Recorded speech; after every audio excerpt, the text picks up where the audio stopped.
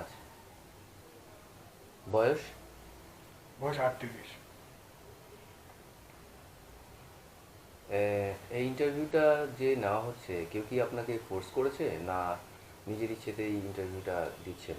না, নিজের ইচ্ছাই। নিজের ইচ্ছাই বলতে লোককে জানানো, আরও সতর্ক করা কিছু জিনিসের বিষয় যেগুলো আমরা নিজের চোখে দেখতে পাই না, নর্মাল চোখে সবসময় লোকে জানতে পারে না।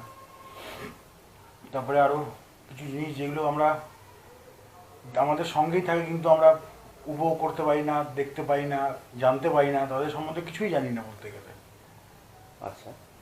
তারপরে আরও কিছু জিনিস যেগুলোকে লোকে ভুলভাবে নেয়, বাজেভাবে করে, জিনিসগুলো বাজেভাবে নেয়, এবং সেইগুলো ব্যাপারগুলো আছে অনেক কিছুই। আচ্ছা, ভূত সত্যি না মিথ্যে? ভূত মিথ্যে।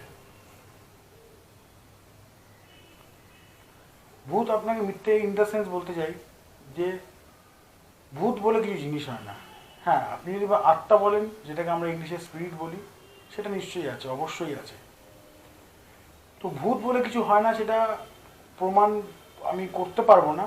কিন্তু স্পিরিট বলে কিছু হয়, যে আত্মা বলে যে কিছু হয়, সেটা আমি আপনাকে কিছু ঘটনা বলবো। আমার কিছু ঘটনা, আমার যেটা এক্সপিরিয়েন্স করা, সেগুলো আমি বলতে পারি আপনাকে। আর তার উপরে এবার আপনার বিচার, আপনি বিচার করবেন যে সেটা কি। আচ্ছা, এই যে বললেন আপনি আত্মা, তো মানে আত্মার ব্যাপারে আপনার কি ধারণা?